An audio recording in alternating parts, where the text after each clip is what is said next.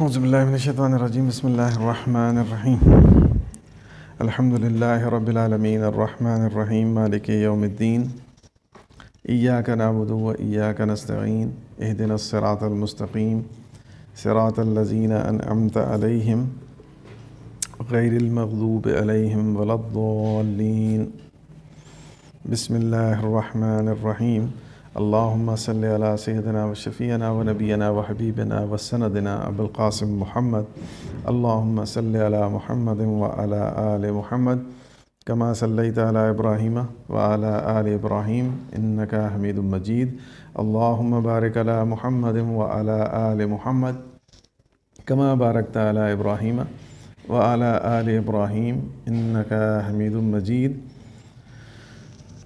بسم اللہ الرحمن الرحیم الحمد للہ الذی ہدانا لہذا وما کننا لنہتدی لولا ان ہدانا اللہ۔ یہ بہت ہی شاندار کوشچن کیا آپ نے۔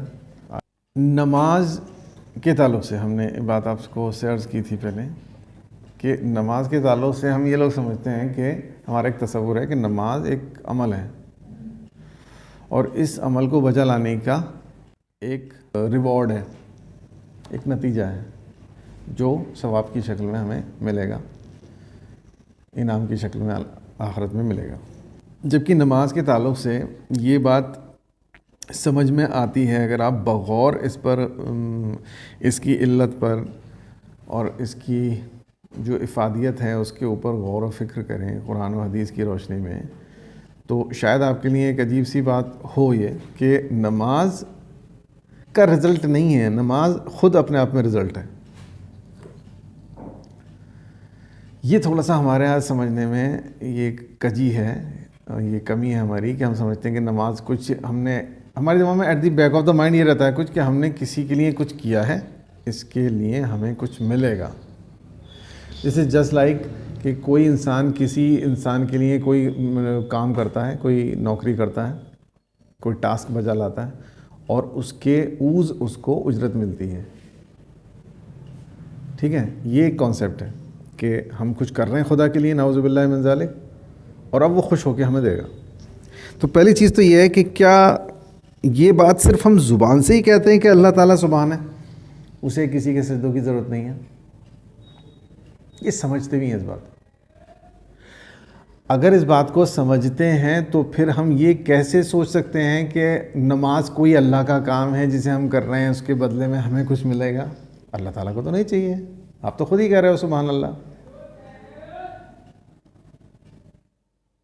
پھر یہ ذہن میں کیوں آیا کہ کوئی فیور کر رہے ہیں خدا کا؟ خدا کا فیور کہاں کر رہے ہیں؟ یہ تو خود ہمارا فیور ہے۔ نماز ہمارا فیور ہے، ہمارے لیے فیور ہے، ہمارا فیور نہیں ہے، خدا کے لیے کسی کا فیور نہیں ہے۔ نماز خود ہمارے لیے فیور ہے، اس کو سمجھنے کی ضرورت ہے۔ تو نماز ایک رزلٹ ہے۔ کس چیز کا رزلٹ ہے؟ اس چیز کا رزلٹ ہے کہ دو نمازوں کے درمیان جو میں نے زندگی گزاری ہے، کیا وہ اللہ کی مرضی کے مطابق گزاری ہے یا اس کے خلاف گزاری ہے؟ یہ اس بات کا ٹیسٹر ہے۔ فجر سے لے کر ظہر تک جو میں نے زندگی کا چھوٹا سا حصہ گزارا ہے، اس میں نے کتنی باتوں میں اللہ تبارک و تعالیٰ کی مرضی کو ملحوظ خاطر رکھا، اس کی مرضی کے مطابق جیا، کتنی اس کی نافرمانی کی، یہ ظہر کی نماز کے اندر مجھے پتہ چل جائے گا۔ اگر ظہر کی نماز میں میری توجہات مرکوز رہتی ہیں اللہ تبارک و تعالیٰ کی طرف، میں اپنے دل میں گداز محسوس کرتا ہوں اللہ تعالیٰ کے لیے، میرا رقت آتی ہے میرے دل میں، خشیت پیدا ہوتی ہے میری نماز میں، تو اس کا مطلب فجر سے لے کے ظہر تک کا میرا ٹائم پیریڈ بالکل فرسٹ کلاس گیا ہے۔ اور اگر فجر سے لے کر ظہر تک مجھ سے کوئی فالٹ ہوا ہے، بہت بڑا فالٹ ہوا ہے، نیٹ میری جو لائف کا سیگمنٹ ہے وہ اللہ کی مرضی کے مطابق نہیں گزرا ہے، تو پھر اس نماز میں محسوس ہوگا کہ میرا ذہن کبھی دکان، کبھی مکان، کبھی بازار، کبھی گھنٹہ گھر، کبھی پلیا یہاں ٹل رہا ہے۔ اگر ایسا ہو رہا ہے تو خدا نخواستہ مجھے پھر فکر مند ہونا چاہیے کچھ فالٹ ہوا ہے۔ پھر سلام پھیرنے کے بعد میں اللہ تعالیٰ سے دعا کروں، یا اللہ مجھے سمجھا دے کیا غلطی میں نے کی ہے، ان تمام باتوں پر میں غور کروں جو مجھ سے ہوئے ہیں، جن جن لوگوں سے میرا انٹریکشن ہوا ہے. کیا میں نے کہیں کوئی گڑبڑ کی ہے، کسی کا دل دکھایا ہے؟ کوئی ایسا کام ضرور ہوا ہے جس نے میری نماز کو غارت کر دیا.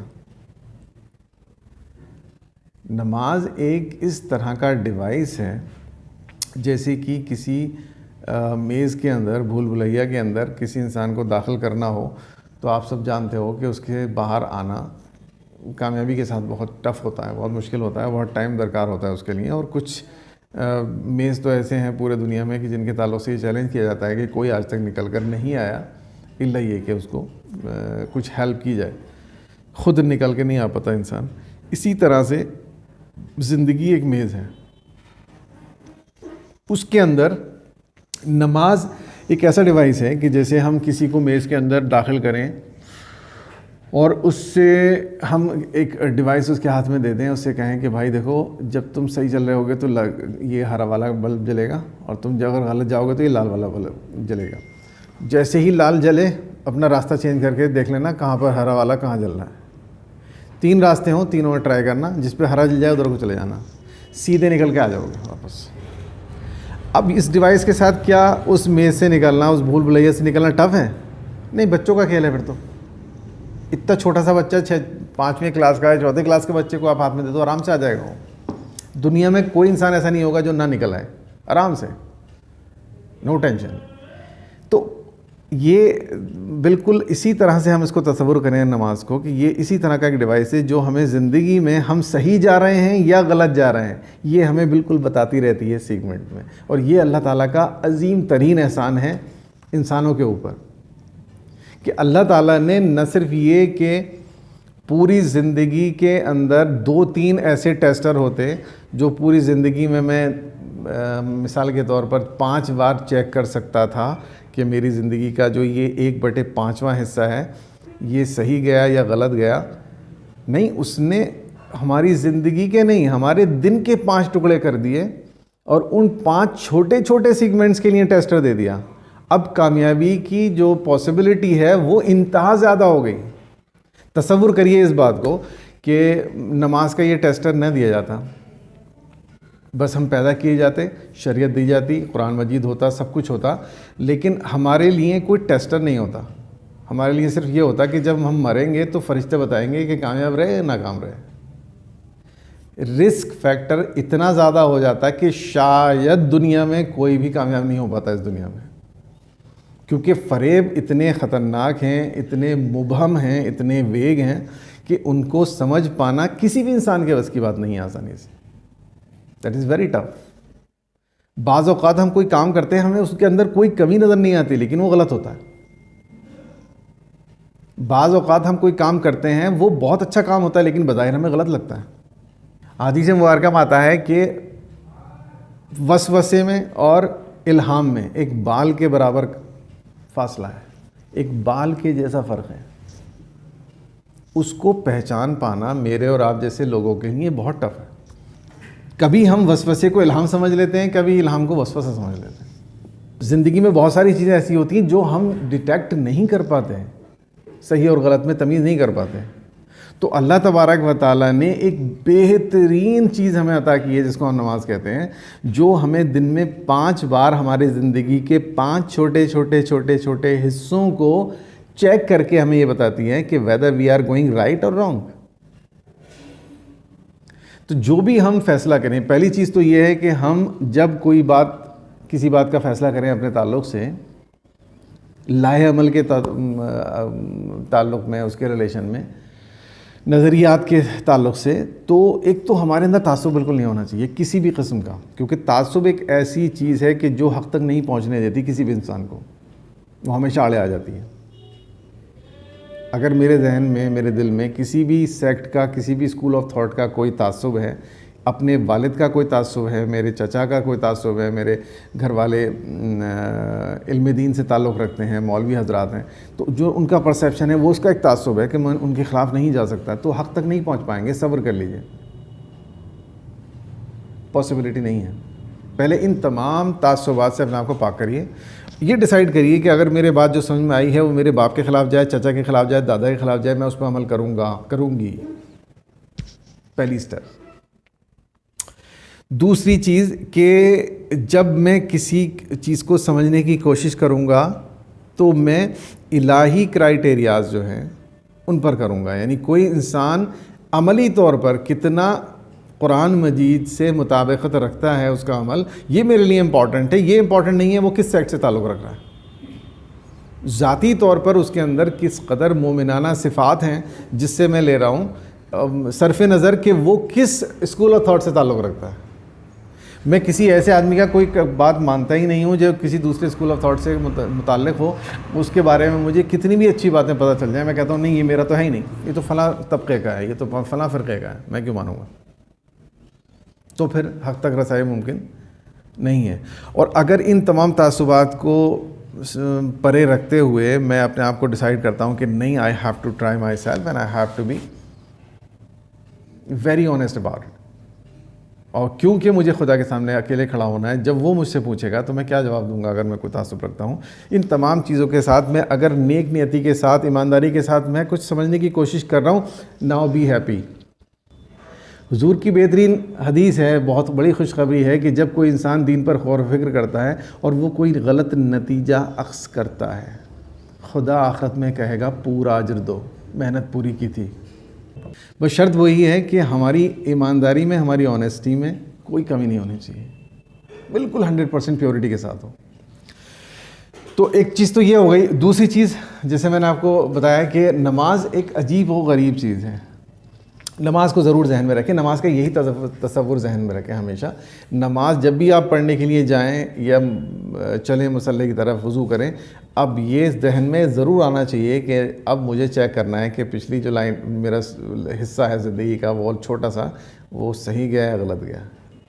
تو نماز کو اس طرح سے ہمیشہ دیکھنا چاہیے۔ میں جتنی گہرائی سے اس کو سوچتا ہوں مجھے سمجھ نہیں آتا کیسے اللہ کا شکر ادا کیا جائے، کس قدر بڑا انعام ہے۔ تمام انعامات ہیں اللہ تعالیٰ کے، جو بھی کچھ ہے، ہم جو سانس لے رہے ہیں وہ بھی اللہ کا انعام ہے، ہم جو انسان کے طور پر زندگی گزار رہے ہیں یہ بھی اللہ کا انعام ہے، ہمارے والدین، ہمارے رشتہ دار، ہمارے چاروں طرف ہمارے جو رشتوں کی شکل میں محبتیں اور الفتیں ہمیں ملی ہیں وہ بھی اللہ تعالیٰ کی نعمات ہیں۔ یہ آنکھیں، کان، ناک، سب کچھ قصہ یہ کہ ہم مختصراً شماری نہیں کر سکتے، لیکن تمام بڑی بڑی نعمات میں سے مجھے بہت بڑی نعمت لگتی ہے نماز، ہیوج فیور۔ اور تب سمجھ میں آتا ہے کہ معراج کے ٹائم پر اللہ تعالیٰ نے تحفتاً کیوں دیا اس کو۔ تحفتاً کوئی بڑی چیز دی جاتی ہے، اور وہ بھی نبی کریم صلی اللہ تعالیٰ علیہ وسلم جیسی عظیم ہستی کو اللہ تعالیٰ نے کچھ گفٹ کیا ہو۔ تو کبھی ہم یہ نہیں سوچتے کہ اللہ تعالیٰ، ہم نے حدیثیں پڑھی ہیں کہ حضور کو انعام ملا، حضور کو گفٹ دیا گیا، تحفہ دیا گیا ہے امت کے لیے، تحفہ نماز کا، لیکن ہم رک کر کبھی یہ نہیں سوچتے کہ تحفہ کیسے ہے، تحفے کا کون سا پہلو ہمیں نماز میں نظر آ رہا ہے، کیونکہ ہم سمجھے ہی نہیں ہیں تحفے کا مطلب، ہم اس کا اصل کانسیپٹ، ریئل کانسیپٹ سمجھ ہی نہیں پائے کہ یہ کیسے فیور ہے۔ جب ہم اس کو ٹیسٹر کے طور پر دیکھیں گے کہ یہ زندگی کا ٹیسٹر ہے بھائی، اس میں تھوڑے ٹائم پر ہم ٹیسٹ کرتے رہتے ہیں اپنی زندگی کو کہ صحیح جا رہے ہیں غلط جا رہے ہیں، صحیح جا رہے ہیں غلط جا رہے ہیں۔ ہمیں اس کے ذریعے 99% امید ہے انشاءاللہ تعالی ہم کامیابی سے نکل جائیں گے، اونلی بیکاز آف نماز۔ تب ہمیں نماز کی اہمیت اور اس کی تحفہ ہونے کا تصور سمجھ میں آتا ہے کہ اچھا کیسے تصور یہ تحفہ ہے۔ کیا حضور نے فرمایا کہ یہ معراج ہے، ہر مومن کی معراج ہے۔ سنتے سنتے ہم بڑے ہو گئے، جوان ہو گئے اور جوانی سے آگے بڑھنے لگے، لیکن کبھی ہمیں توفیق نہیں ہوئی کہ معراج کیسے ہے،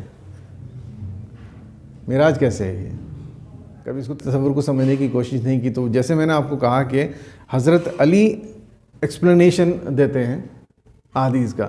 اصل میں مسئلہ کیا ہے کہ ہم نے حدیث تو پڑھی ہے، یہ اس کو حضرت علی سے نہیں سمجھا، اس کو حضرت علی سے نہیں سمجھا۔ وہ جب ایکسپلین کرتے اور اس کو ہم سمجھتے تب ہمارے سمجھ میں آتا اچھا معراج ایسے ہے۔ تو جب میں نے پہلی بار اس کی تفسیر پڑھی حضرت علی کے زبانی، تو میرے سمجھ میں آیا اچھا یہ ہے معراج، اوہو اب ایسا ہے۔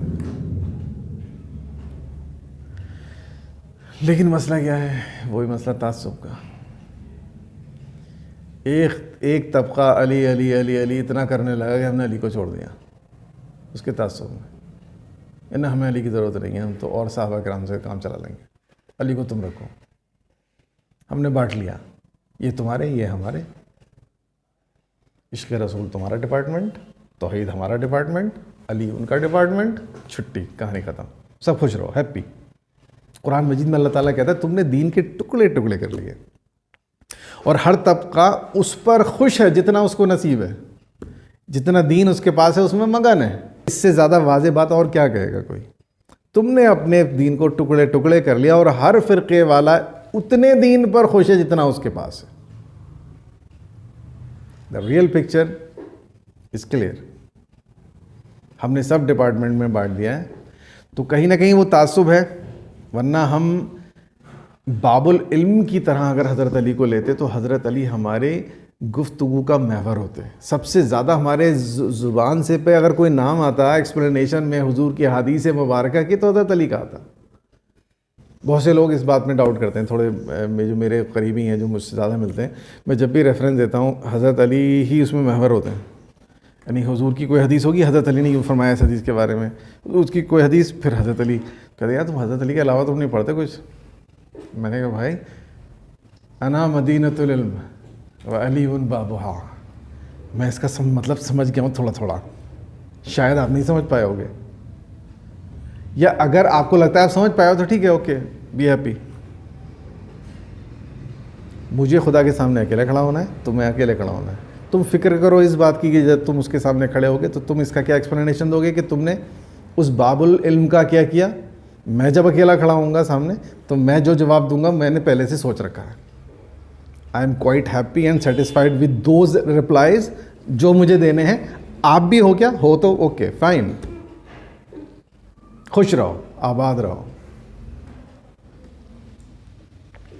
ہم نے اپنا کواڑا کیا ہے تعصبات میں, بہت زیادہ کواڑا کیا ہے, ورنہ حضرت علی کے جو ایکسپلینیشنس ہیں وہ اتنے امیزنگ ہیں, میں نے کسی کے منہ سے نہیں سنے. تعجب مجھے دکھ اس بات کا ہے, میں جو بار بار ہی کہتا ہوں تعصب ہے تعصب ہے, اس وجہ سے کہتا ہوں کہ ان ایکسپلینیشنس کو میں نے کہیں پڑھا ہی نہیں, کہیں سنا ہی نہیں. سوری, جب میں نے باضابطہ طور پر خود اسٹڈی کی اور خود ان ایکسپلینیشنس کو پڑھا تو میں نے سوچا یار یہ ریفرنس کیوں نہیں دیتا کوئی کہ اس حدیث کو حضرت علی نے یوں ایکسپلین کیا ہے.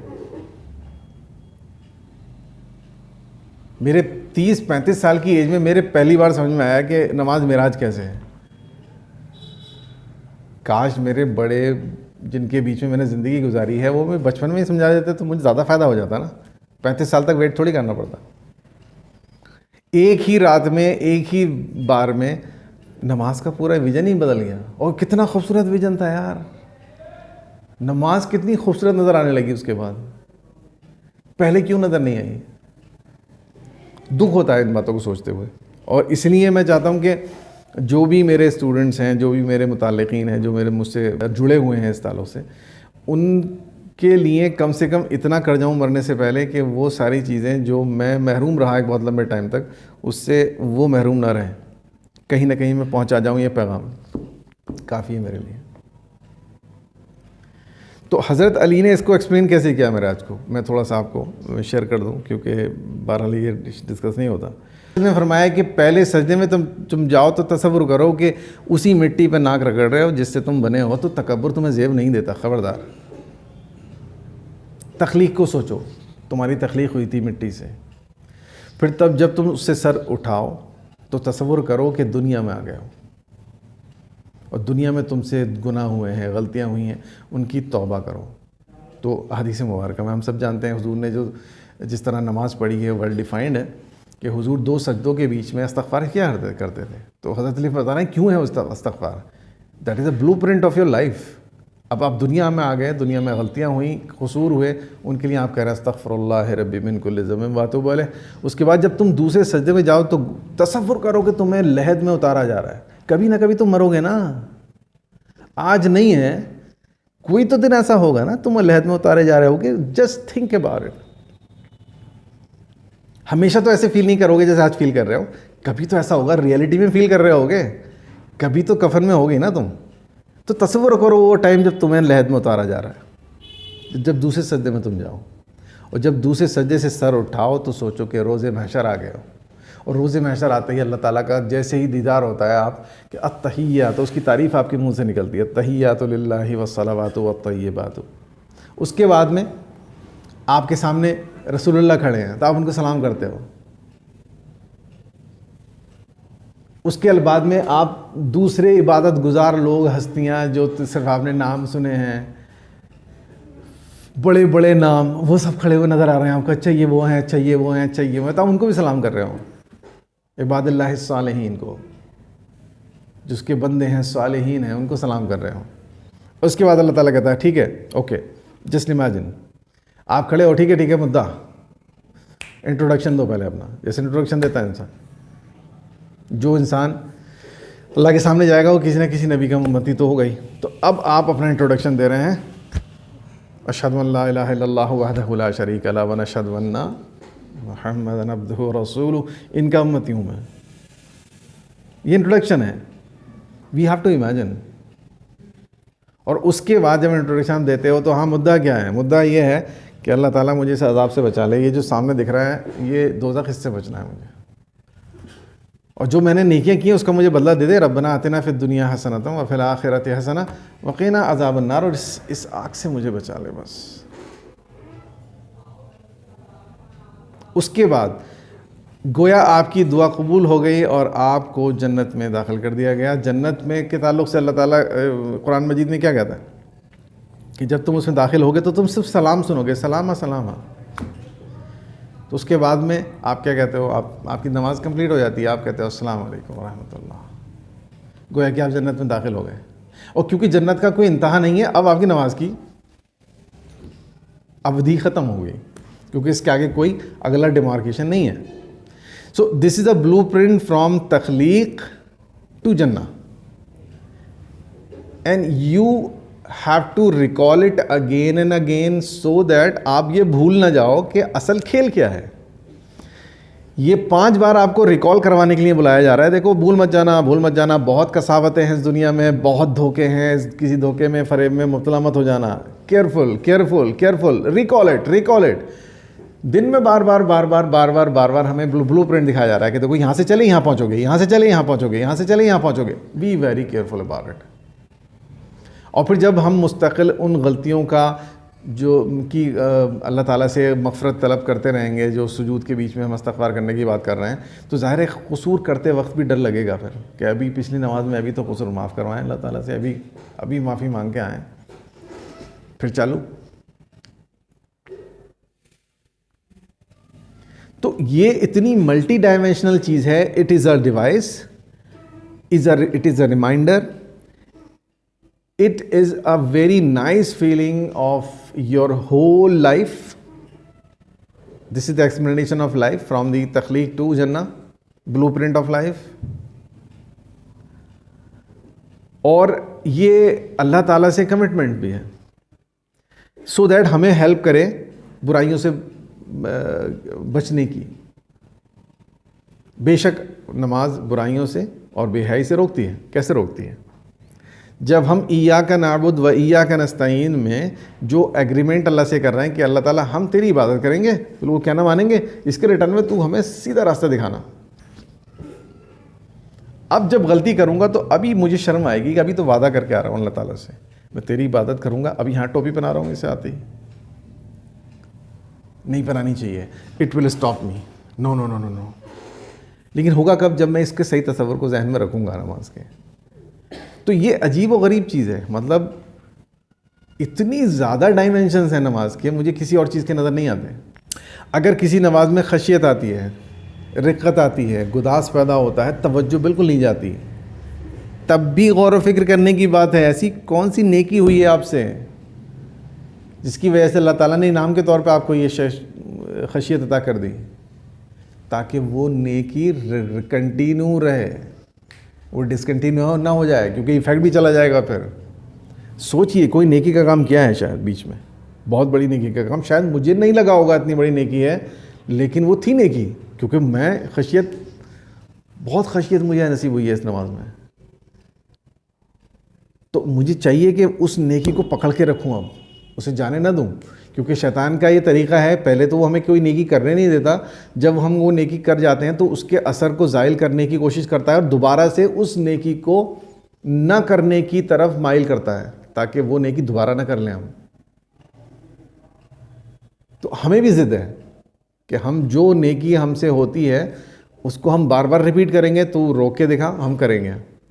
ایسا ہوگا کب؟ جب ہم نیکی کو دیکھ پائیں گے۔ اور کیسے دیکھ پائیں گے؟ جب ہم نماز کو بہت کانشیسلی، بہت تھاٹ فلی ادا کریں گے اور سمجھ کے کریں گے کہ اچھا یہ ہمیں کہیں نہ کہیں کوئی نہ کوئی چیز دے رہی ہے۔ ہاں، اس میں چھوٹی سی بات اور یہ کہ جب ہمیں کوئی خشیت نصیب نہیں ہو رہی اور ہم سوچ رہے ہیں کہ ہمارے دو نمازوں کے بیچ میں ہم سے کیا غلطی ہوئی ہے، اور واضح کوئی غلطی ہمیں نظر بھی نہیں آ رہی، ہمارے سمجھ نہیں آ رہا، ہم نے تو کچھ نہیں کیا، گھر میں ہی رہے ہیں، گھر میں سب کا کہنا بھی مانا ہے، فلاں کام دیا تھا والدہ نے وہ بھی کیا ہے، فلاں ٹائم یہ کیا تھا اس نے اسے بھی کیا ہے، کسی کا دل بھی نہیں دکھایا، فالٹ نظر نہیں آ رہا۔ ایک فالٹ ایسا ہے جو نظر نہیں آتا مجھے اور آپ کو آسانی سے، وہ بہت بڑا فالٹ ہے، ہم اس کو فالٹ سمجھتے نہیں ہیں، وہ ہے ویسٹیج آف ٹائم۔ ہو سکتا ہے 2 گھنٹے میں لیٹا رہا ہوں، ٹائم تھا میرے پاس کوئی پازیٹیو کام کرنے کا، میں نے نہیں کیا، آخرت میں اس کا بھی سوال ہوگا۔ ٹائم ویسٹ کرنے کے لیے نہیں ہے۔ جب میں فرصت سے تھا، 2 گھنٹے مجھے کوئی کام نہیں تھا، میں نے اس ٹائم میں کوئی پازیٹیو کام کیوں نہیں کیا؟ ہو سکتا ہے اس وجہ سے خشیت نصیب ہو رہی ہو۔ تو اگر کچھ کام نہیں نظر آ رہا، کوئی غلطی نظر نہیں آ رہی، تو یہ غلطی ضرور نظر آئے گی، ایک اچھا خاصا ٹائم دونوں نمازوں کے بیچ میں نے ویسٹ کیا ہے۔ تو کوشش کریں میں اور آپ کے ٹائم ویسٹ نہ ہو۔ اگر فرصت ہے تو اس فرصت کو جتنا زیادہ پازیٹیولی یوز کر سکتے ہیں کریں، اور کچھ نہیں کر سکتا تو غور و فکر میں بتا دوں اس کو دین کے۔ اگر کچھ بھی میرے بس کی نہیں ہے تو میرے بس کی ہے نا، قرآن مجید کھول کے بیٹھ جاؤں اور غور و فکر کروں آیات پر، یہی کر لوں۔ جیسے ایک بہت ہی مقبول فقرہ ہے ہمارے ہاں، ٹائم کٹ رہا ہے، ٹائم بہت اچھا کٹتا ہے۔ یہ عجیب و غریب چیز ہے، ٹائم کون سی کاٹنے والی چیز ہے بھائی؟ یہ پیور شیطانی وسوسہ ہے۔ ٹائم پاس بہت بڑھیا ہوتا ہے، اس میں ٹائم اس کے لیے پاس کرا جائے، یہ پکڑنے کی چیز ہے بھائی۔ یہ جتنا ہے غنیمت ہے، جس دن نہیں ہوگا اس دن احساس ہوگا کتنی بڑی چیز ہم نے گنوا دیا ہے اپنے زندگی سے۔ ہوپ فلی آپ کو آپ کا جواب مل گیا ہوگا، الحمدللہ۔